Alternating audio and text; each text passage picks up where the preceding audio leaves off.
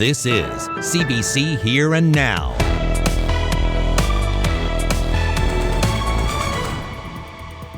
Unfortunately, the province is very divided right now. The Liberals are calling for 3 recounts as the PCs prepare to get sworn in tomorrow. We'll have more on John Hogan's first remarks since losing the election. And a murder trial has started this week in the Supreme Court in a Corner Brook courtroom. I'll tell you all about what's happening with Deer Lake's Justin Paul Campbell, who's accused of killing his grandmother. A disastrous fire on October 7th at this building on Sim Street displaced new Canadian families who are now trying to start again from square one. I'm Abby Cole, and of that story coming up.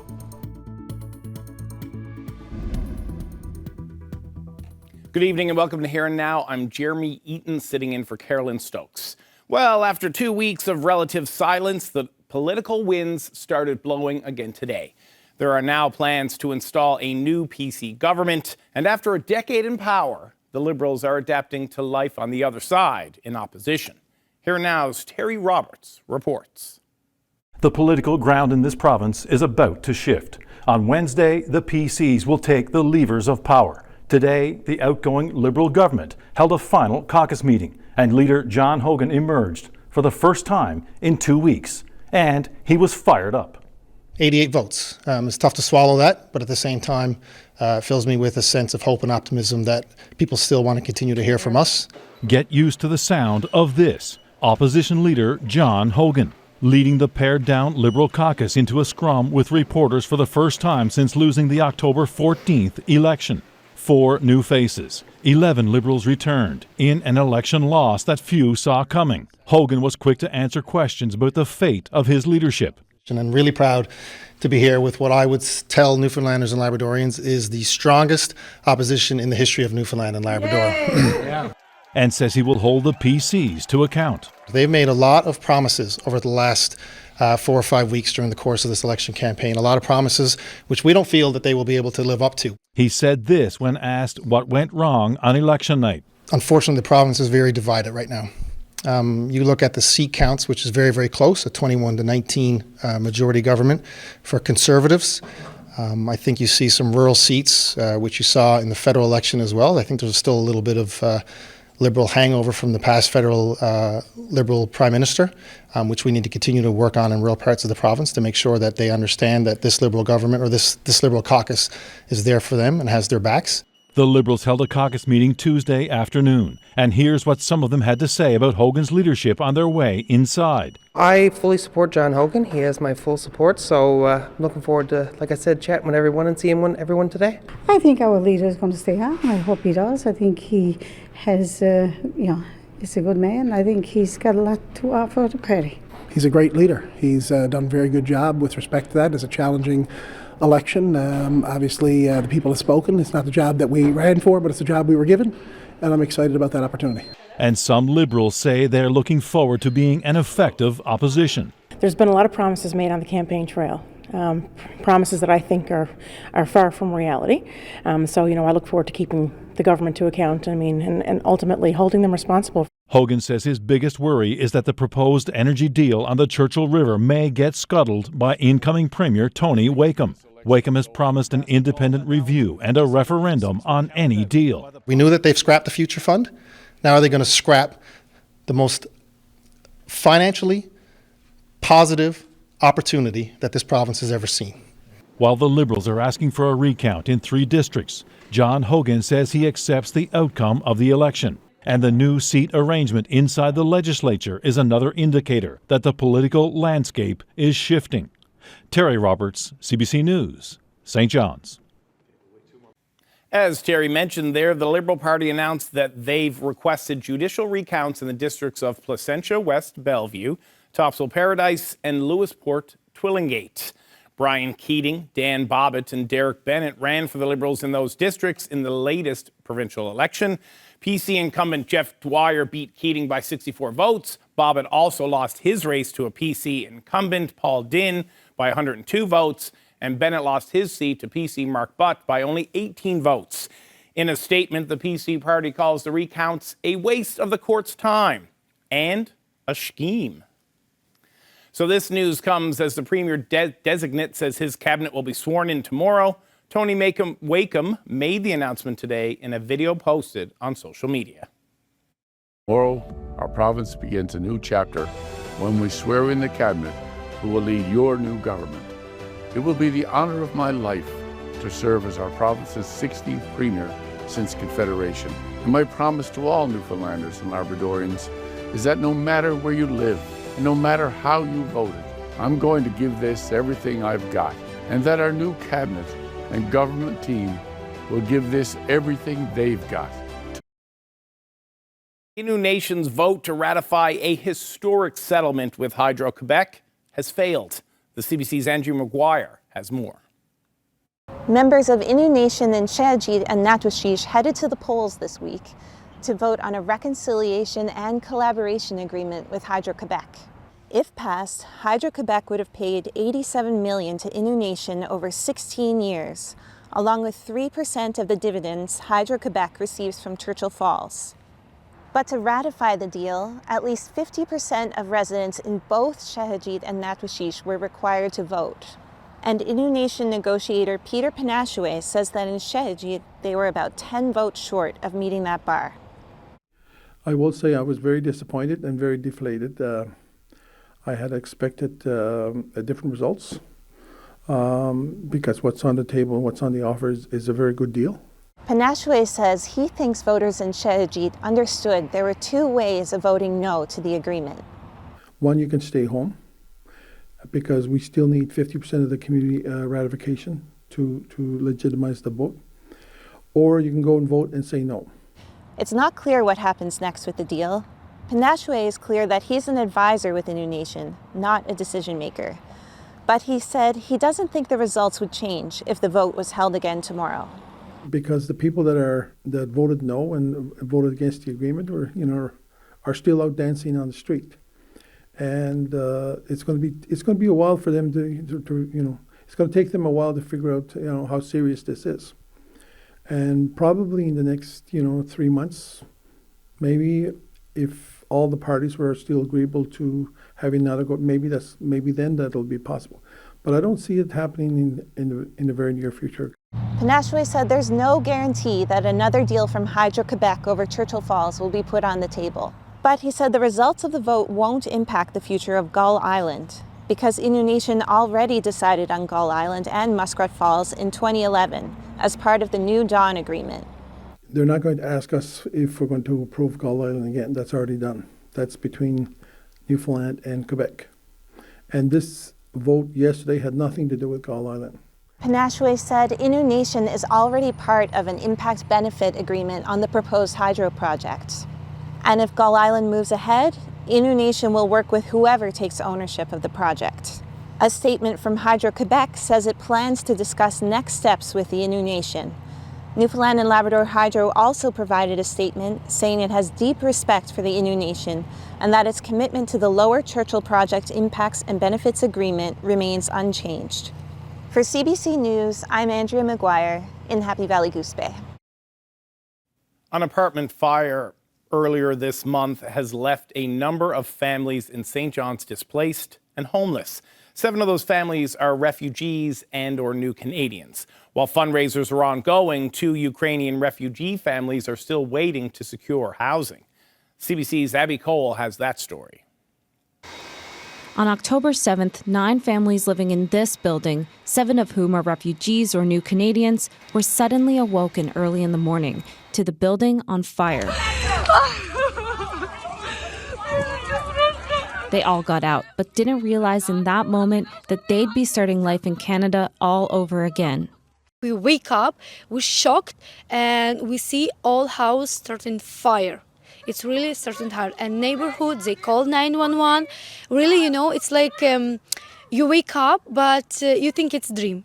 2 of the apartments were occupied by Ukrainian refugees. They've been in Canada since 2023. When they first arrived here, they had to live in a hotel. Now they're back in a hotel again, hoping to secure new housing as soon as possible. And now we, we apply and start with first step again. It's like deja vu. Amar Samara lived in the building with his 3 kids and expecting wife. They're still living in a hotel now, too, and she just recently gave birth to their 4th child. Samara says they lost all their brand new baby supplies in the fire. Oh, that was for the baby? Yeah. The families say they lost everything to the fire: clothes, shoes, winter jackets, and even important documents like passports. But they say the community has been a tremendous help getting them back on track. We have so kind and so good neighborhood. They live before us and like behind this 9th Street, and they bring for us a voucher for store and so many like food and snacks and share with clothes. One of the building's owners is also the CEO of local nonprofit Connections for Seniors. He helped facilitate getting donations and says the outpouring of community support has been amazing. People did step up. People did give a lot in that situation and donated a lot that helped people after. And I'm sure there's more to come to help those people make sure that they have a place when they go home. They have a place that is furnished and have a place to live there. For 3 weeks, Connections for Seniors has continued to fundraise, and so far, enough has been raised to help 8 of the 10 displaced units find new housing. And despite the situation, Abdullah says he's just happy it wasn't worse. I'm not gonna lie, I'm content. Everybody's okay. That's all what really we were thinking about, that if anybody's hurt, it would be a bigger issue. 2 families are hoping to secure new housing soon, and Abdullah says he hopes to build a new apartment building here one day to help more new Canadian families. Abby Cole, CBC News, St. John's.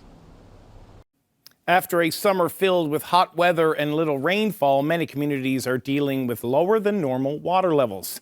Zach Gowdy has more. We just sent out a survey not too long ago of our membership, just asking them what their key concerns were. And the number one item that came up, of course, was water. Alexis Foster with Municipalities Newfoundland and Labrador says the message from towns all over the province is clear. The biggest issue they're facing isn't funding shortfalls or aging populations. It's the fragility of their water systems. Just how vulnerable water access is in many smaller communities was revealed in stark terms by this summer's record-breaking drought and heat waves. The town of Torbay is still dealing with a water crisis and plans to pump water into its municipal reservoir to keep it from running dry. The small town of Hughes Brook on the west coast remains in a state of emergency and had to truck in water to refill its reservoir. Now, halfway through fall and still no sustained rain, many communities are facing a whole new set of challenges. In Harbour Breton, Mayor Rory Drake says the town can't open its arena on schedule because there isn't enough water to make ice. We have 2 ponds that supply us with water, so the supply pond itself is lower than normal, and the backup pond that we use to keep the other pond up I can't say went dry, but we're not able to access any more water from it as of last week.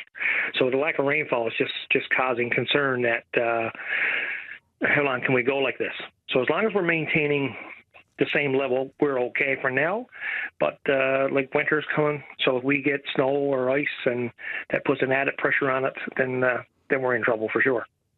The towns of Harbour Breton, Hughes Brook and Torbay are all pursuing the same solution, finding other sources of water to tap and building the necessary infrastructure to make it happen.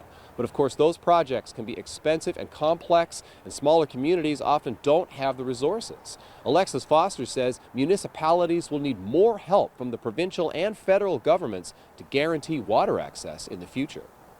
Right now, the framework that our municipalities get in order to fund any of their projects just is not working. There's not a good system laid out for our municipalities to gain funds to do different projects. So right now, we need to sit down with both orders of government and really discuss how do we ensure that our municipalities know what funds are available to them, what can be coming through the pipeline in the future. But while long-term solutions are put in place, water problems could linger in many communities through the winter. Zach Gowdy, CBC News, St. John's. Well, we're in for a quiet couple of days. We may even see the northern lights for parts of the province tonight. High pressure will dominate the weather picture tomorrow. And we're also going to talk about Hurricane Melissa, made landfall today. And then it's going to head north. We'll talk about, will we see any impacts from this? I'll get into all of that coming up a little later.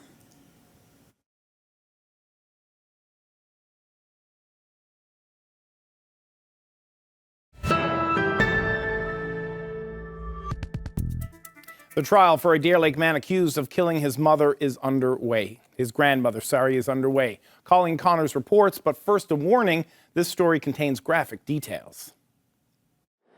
The morning started with 14 jurors, 8 men, 6 women, listening intently while Crown Attorney Kate Ashton delivered her opening statement.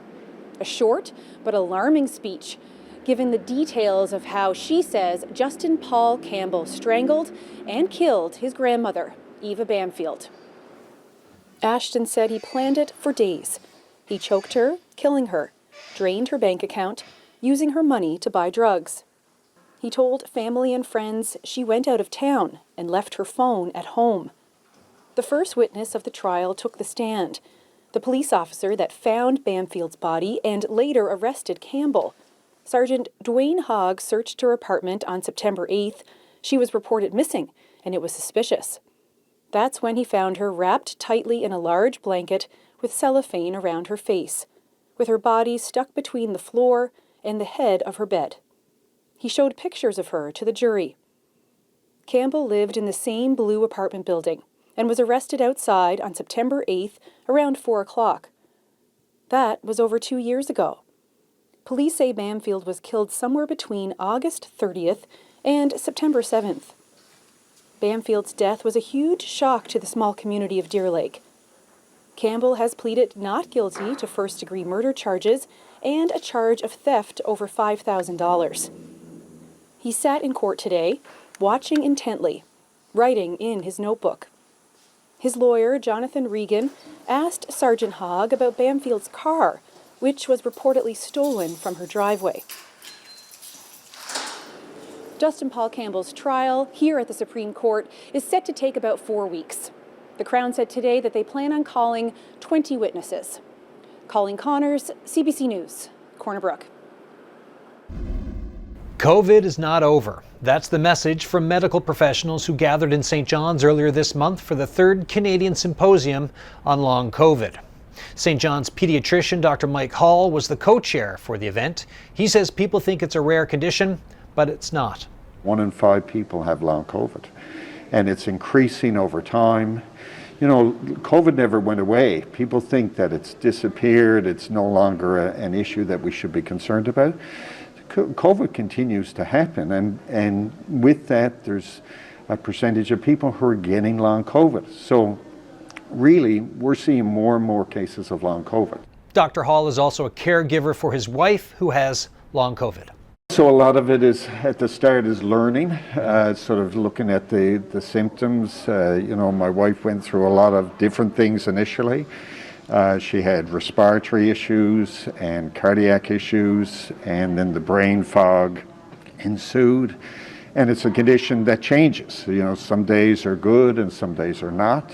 So it's trying to figure out, you know, what this is all about. And my wife is very smart. She was in the know, thinking about long COVID, and saw things on social media, and she would say to me, my brain is not working well. I need you to read these articles and sort it out for me as to where all this fits in. So I've been trying to be her right-hand man to try and support her through all this. But our life has changed. You know, things that we could do, you know, my wife is very active. We'd always had plans to travel, to do different things, and a lot of this had to change. You know, it changes on the day-to-day things. Dr. Hall says a recent study that looked at long COVID in children found that it's the most common chronic illness in that demographic. He says this is important for doctors to be aware of, and others at the event agreed.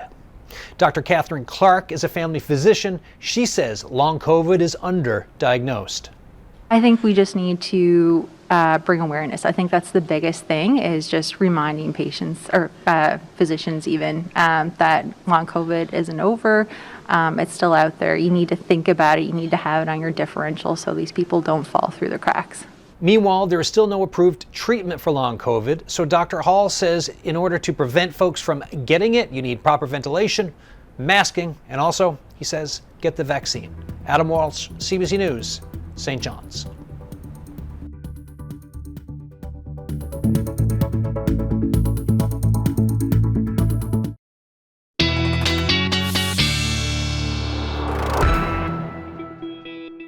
check in with CBC meteorologist Ashley Brauweiler now to talk about weather. I understand that a lot of attention is being placed on Jamaica, and you're going to explain why. Is that correct? Yeah, that's right. I've been watching pretty much any live feed I can for most of the day today. Let's take a look at why. Hurricane Melissa made landfall earlier this afternoon in Jamaica, in the western portion of Jamaica, as a Category 5 hurricane with a central pressure of 892 millibars. Now, the lower those numbers, the stronger the storm. This is an incredible strength for a hurricane. And it's actually the third strongest hurricane on record in the Atlantic Basin, but the strongest hurricane to hit Jamaica. Topping those wind speeds, 295 kilometers per hour. That would be right around the eye of the hurricane. So that is what made landfall earlier this afternoon, with wind gusts as high potentially as 350 kilometers per hour. Now that storm has now moved towards the coast, the north coast of Jamaica, and is still a Category 5 hurricane, gusting with those winds upwards of 350 kilometers per hour, sustained at 270. But that is going to make its way towards Cuba as we head through the next through tonight and into tomorrow for the Bahamas. Now, the storm has weakened a little bit, now down to a Category 4 hurricane, gusting upwards of about 280 kilometers per hour, so still very much a strong storm, but to expect it to make another landfall in Cuba as a Category 4, and then eventually Bahamas will see a Category 3 hurricane. Now, that is going to head north. The forecast track, official forecast track from the Hurricane Center, is for the storm to or what's left of it. It will likely be post-tropical by then, which just means it's not interacting with the ocean anymore. But that's likely between the Friday night to early Saturday morning time frame. But there is still some disagreement with that. And you can see most of the tracks. Now, these are the spaghetti models. That's basically just all of the different ensemble models, different forecast models, putting that to the southeast, but there is still some disagreement, and there's still some disagreement on how it's going to interact with an area of low pressure that's going to bring some rain to most of Atlantic Canada, potentially some snow to parts of Labrador, but I'll get into that in the long-range forecast. Now, for now, we're dealing with a ridge of high pressure, and that is keeping things relatively calm pretty much across the board, just some cloud cover. And then we do have an area of low pressure to the south here, which brought some showers to parts of eastern Newfoundland earlier today, but that's going to continue to pull out as we head through the night tonight. With our daytime highs, though, cool, especially along the northeast coast. Twillingate only seeing a high near 3 degrees today. The hot spot, Labrador, Hopedale, at 12 degrees this afternoon. I can't say we say that very often, especially around this time of year. But the temperatures now have dropped even more so across the island. Single digits right now, 4 degrees in St. John's, and even single digits up across most of Labrador. Happy Valley Goose Bay, though, you're still hanging on to those double digits, sitting around the 11-degree mark right now. We are seeing those showers pull away from the southern shore, and we'll continue to do that as we head through the night tonight. And then we've got some clearing skies thanks to that nice big ridge of high pressure. So most of us will see partly cloudy or clear skies tonight. A little bit more cloud cover expected up across Labrador. But there is a chance that we'll see the northern lights tonight. The best chance will be up across Labrador, of course. They should be dancing away, but they could be pretty low on the horizon, or they could be visible, rather, low on the horizon for parts of the island as well, particularly the west coast. There's a chance if you're staying up late tonight that you want to go check it out, but it is going to be chilly if you are planning on heading out. Temperatures will be hovering around the 0-degree mark. Up across Labrador between 0 and 5 degrees.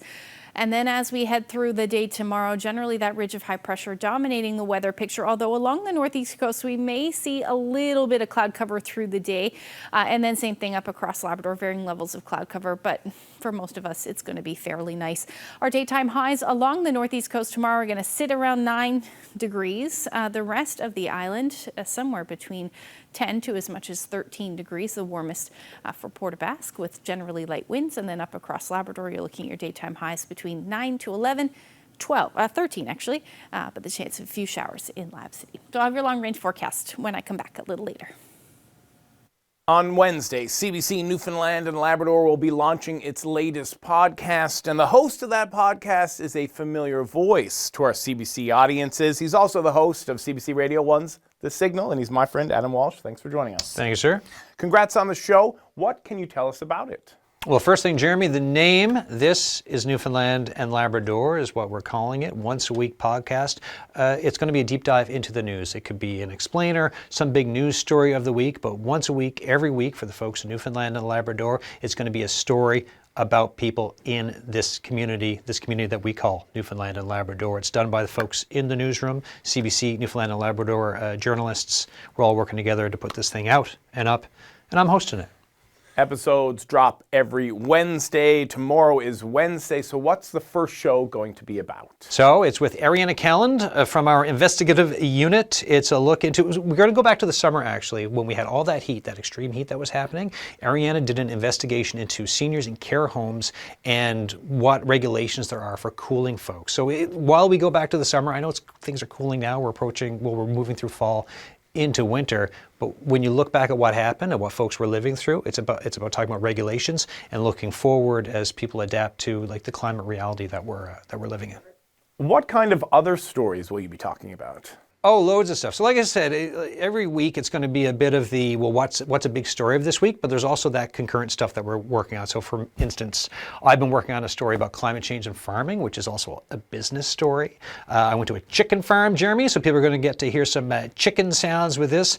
Bernice Hillier is working on a story about veterinary care and access in the province. So it's looking at different types of news angles that affect every single corner of Newfoundland and Labrador.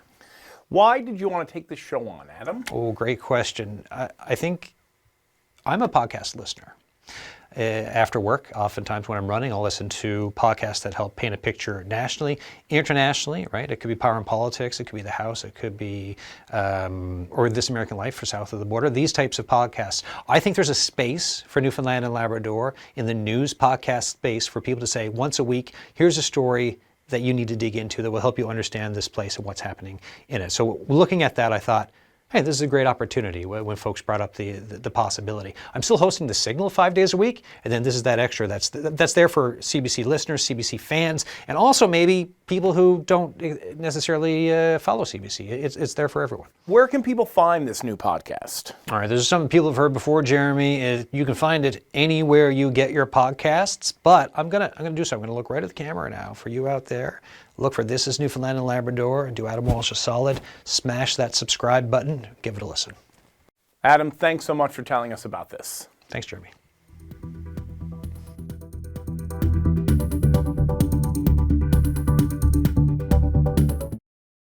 I'm Henrike Wilhelm, and I'm here at the Ronnie Johnson Memorial Center in Small Point, Broad Cove, Blackhead, Adams Cove. We'll be set up here on Tuesday and Wednesday from 10 to 3, and we'd love for you to stop by for a coffee, a snack, and most importantly, for a chat. We're here to cover life after the fires in Conception Bay North, and we want to listen to you and to your stories.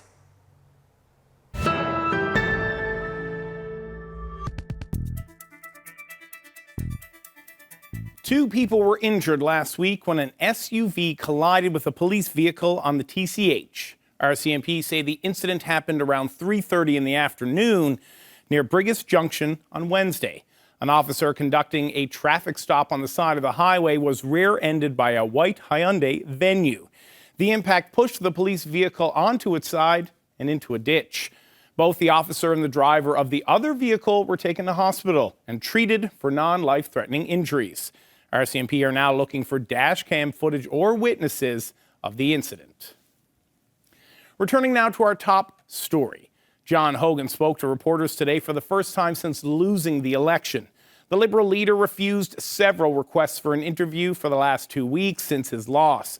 Now, with the PC cabinet being sworn in tomorrow, Hogan has broken his silence. Unfortunately, the province is very divided right now. You look at the seat counts, which is very, very close, a 21 to 19 majority government for Conservatives. I think you see some rural seats, which you saw in the federal election as well. I think there's still a little bit of Liberal hangover from the past federal Liberal Prime Minister, which we need to continue to work on in rural parts of the province to make sure that they understand that this Liberal government or this Liberal caucus is there for them and has their backs. And I think if the election was so close, I mean, I think I saw someone report that if 88 people had changed their mind, 88 people out of 150,000, there'd still be a Liberal government in this province. And that's okay. I mean, that's what people decided, and that's why we continue to take our roles very seriously. But it also shows me that people in this province still welcome, respect, and want Liberal policies and values and Liberal members in government. Yes, it was a razor-thin result, but you did lose. So have you done a post-mortem that would say, you know, where things might have went wrong and what you might have done differently if you had another chance? Yeah, you know, we certainly will continue to look at that over the next little while. Can't live in the past, though. You've got to look at the future. And I think that's what I want to do, and I know that's what this caucus wants to do, and that's what Newfoundlanders and Labradorians want us to do. What's next for them? How are those promises that have been made, very expensive promises, going to be fulfilled? And when I think people realize that maybe they can't all be fulfilled, they'll continue to look at what the Liberals can offer in the next general election. But you were the face of this, I hear, is almost $1 million campaign. So do you feel that you did all you could have done? I worked very hard on this campaign. I worked very hard in the last few months as Premier. I take full responsibility for anything that happens as leader of the Liberal Party. But again, I'm very proud that these individuals worked so hard and got elected in their districts. I'm very sad and disappointed in the other 25 members who I thought would have done an amazing job as MHAs as well. And we'll certainly look at any mistakes that were made, but we're going to focus on the future. We're going to focus on talking and hearing from Newfoundlanders and Labradorians. So this is the first time you've spoken to media since the loss on October 14th. Why was now the right time to do this, and why was there a wait? Excuse me. So certainly, you know, it takes a few days after the election just to sort of look at what happened, what the results were. I was assuming that we would have had a cabinet and a government in place by now, to be honest with you, and to respond and let you know how we would respond to the new roles. That hasn't happened yet. In fact, I've been getting a lot of questions about why is the province still in caretaker mode now for going on 6 weeks. But I do look forward to being in the House of Assembly sooner rather than later. You know, our plan was certainly going to be, or my plan was certainly going to be in the House of Assembly if we were successful in the election. If you look at the legislation, it does require the government House Leader of the day to write the Speaker to advise if you wouldn't be using the scheduled dates in the House of Assembly calendar. We made a decision not to do that because we would have been in the House of Assembly today if we were elected. I think that the Conservatives are going to have a lot of questions asked about what they've been on record for over the last 10 years. And one of the things that you've heard about a lot, as you've reported on happenings here in the House of Assembly, is them screaming and yelling and saying we need to sit more, we need to sit more. We're here. We'll sit. We'll sit all the time.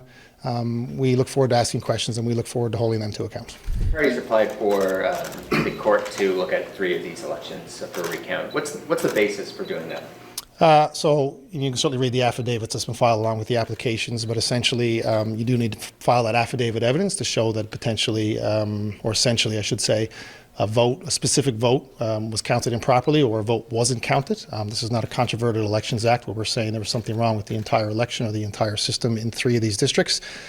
We have some evidence filed that we felt there was different interpretations given about how to count votes.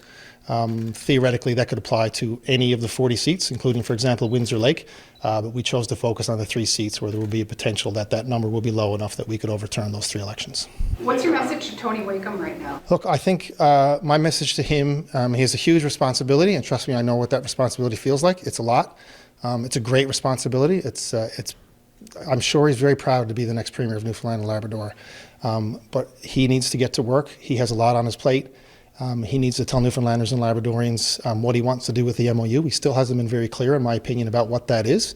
Either say that he will continue to negotiate this deal and bring that to a referendum, or that he will do a new deal, or that he won't do this deal at all. But he needs to be clear about what that is. He has a lot of work to do on projects like Beta Nord, which I know that Trades NL, for example, who supported him in his bid to be Premier, have said that they want all the topsides done here. So I think that he will have a difficult time negotiating that deal with Equinor. So what happens then if the next big, maybe last oil project in Newfoundland and Labrador doesn't proceed? What does that happen for the hundreds and thousands of jobs that Newfoundlanders and Labradorians are expecting? What's going to happen to the 10,000 jobs in the MOU if that deal doesn't go forward? Newfoundland and Labrador has a finite amount of people and a finite amount of resources, and he needs to take advantage very quickly of what those opportunities are. You haven't, Mr. Wakeham has said he wants to have a plebiscite, a referendum on the MOU. I don't recall you saying whether you think that's a good or a bad idea. Do you think it's a bad idea to have a referendum on a new energy deal on the Churchill River? So I think it's a good idea to be clear with the public about what you think is good about the MOU, if anything, and what you think is bad about the MOU, if anything. I have not heard that from the Conservatives at all over the course of the last, not 6 weeks, year. So I think they should be very clear about the issues that they have with the MOU, and if they do not want to move forward with it, they should tell the public that. But to be saying things like, we just don't think it's a good deal, we can do a better deal, we don't like it because there's something wrong with it, we don't like it because the Liberals were being not open and transparent. We debated it for 4 days in the House of Assembly, something that's never been done in the history of Newfoundland and Labrador. So I think you should be honest with people about what your plan is, be honest with people about how you feel it is, and if they like it, that's great. This is good for Newfoundland and Labrador. I will never waver from my position that this is a good deal for this province. On election night, you made your speech. It was an emotional speech. Then you walked away without talking to reporters. Yeah, we told the reporters that we were going to give a speech. Yeah. I know it stung, but you've had a few weeks to accept the results now. And so, does John Hogan feel like you seem to be a little bit more relaxed today? Are you feel a little bit untethered now, ready to go forward in this role? Look, we all ran that night hoping for the best result for our party. I think anyone who isn't disappointed or sad or all kinds of emotions wouldn't be a normal human response. I wanted to be Premier of this province because I thought that our party offered the best future for Newfoundland and Labrador. So, of course, I was disappointed, not about my position, but about the party, the candidates that put their name on the ballot for the Liberal Party and for the future of Newfoundland and Labrador. Sorry. As I said, this is not the job that I've been elected to do, to be Premier anymore, but the job of Leader of the Official Opposition, and I'll take that job very seriously. And we'll work very, very hard to make sure our message continues to get out to Newfoundlanders and Labradorians.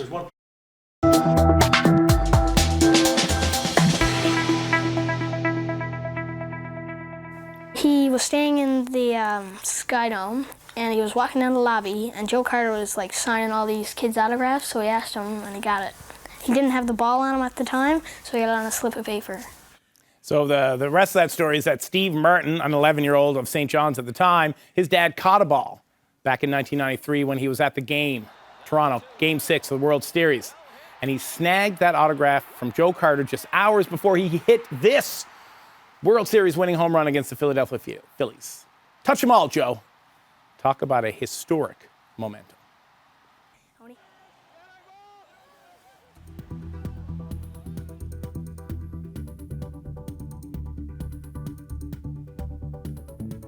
Welcome to my little garden. It's absolutely marvelous here. You see, I have all of my friends buried around me. All of my lovely friends. I think I see a few Liberal candidates here as well.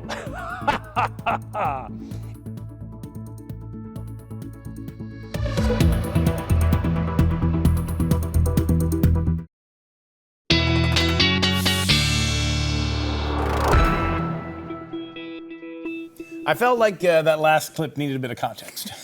If you didn't, where am I looking? Here we go, first day. That was obviously legendary CBC weather person Carl Wells dressed up as Dracula. But I don't think we led into that. No. Our loyal fans would know that. Yeah. But if you're just tuning in and being like, what up? That's Carl Wells, kind of a legend. Google him. Anyways, enough about Carl. What's on the go for the long-range forecast? A little bit of everything in the forecast. In fact, likely the first significant snowfall for parts of Labrador. Well, not for everybody. You know what? You're right, and I do that all the time. Sorry, that's my bad. I apologize. People love snow. That's all good. So the next couple of days are actually going to be relatively quiet for most of the island and Labrador, where we will see just varying levels of cloud cover, maybe a few showers in Lab West, but overall daytime highs will sit somewhere between 9 to as much as 11 degrees for your Thursday. As we look ahead to Friday, though, this is when things start to get a little bit unsettled. Then we've got a large area of low pressure that's going to bring some rain and potentially some wind to most of Atlantic Canada, but also dropping the temperatures for parts of Labrador. So Lab City will see rain changing to snow, and this will continue as we head into Saturday. Now, across the island portion of the province, we're looking at daytime highs between 8 to 11 degrees. Showers will move in as the day goes on, but taking a look at the bigger picture, there's that area of low pressure that's going to move through. I didn't get a chance. You know what? I'm going to go fix that just so I can stop it. But really, over the course of the long-range forecast, essentially we are going to see this area of low pressure move in. That there is the remnants of Melissa there to the east, southeast, and then we don't know how that's going to interact yet, but most of us will be seeing the wind and potentially some snow up across parts of Labrador. So the long-range forecast certainly a little bit unsettled, that's for sure, but yeah, we could be talking about some significant snowfall and some windy conditions up across a good portion of Labrador as we get into Sunday, and then maybe even we see some snow across the island as we head into Sunday evening as well. So definitely something that I am going to have to keep my eye on looking forward. But as we take a look at the long-range forecast, there you go. So Friday, Saturday, definitely looking rainy, potentially windy, depending on what the interaction with Melissa is. But by the time we get into Sunday, we're looking at a temperature around 8 degrees with a mix of sun and cloud and the potential for a few showers there in the mix as well. As we look ahead to central and western Newfoundland, overall your daytime highs are going to fluctuate a little bit to the single digits, then back to the double digits, then back down to the single digits. But again, windy conditions for you. As we look ahead to Labrador, you'll see that transition to snow Saturday for eastern Labrador, from rain to snow rather, and then some flurries will linger as we get into Sunday. But overall, snow in the forecast as your temperatures hover around the 0 degree mark for western Labrador. Our weather photo is Loon Lake there. Andre shared this great shot of a misty sunrise. Thank you for that. If you have any weather photos, we'd love seeing them. Send them to nlphotos@cbc.ca. Beauty shot. As I've said many times before, loves a good sunrise, loves a good sunset. That's right. Like the last time Ashley and I were on the show together, I said that I tore my calf muscle and it ruined my 2025. So fingers crossed. Well, don't go play pickleball now. I won't. But I am watching the Blue Jays tonight, so if I look tired, don't email in and be like, get it together, Jimmy. Anyways, that's it for us. Thanks so much for watching. We'll see you again tomorrow night. Good night.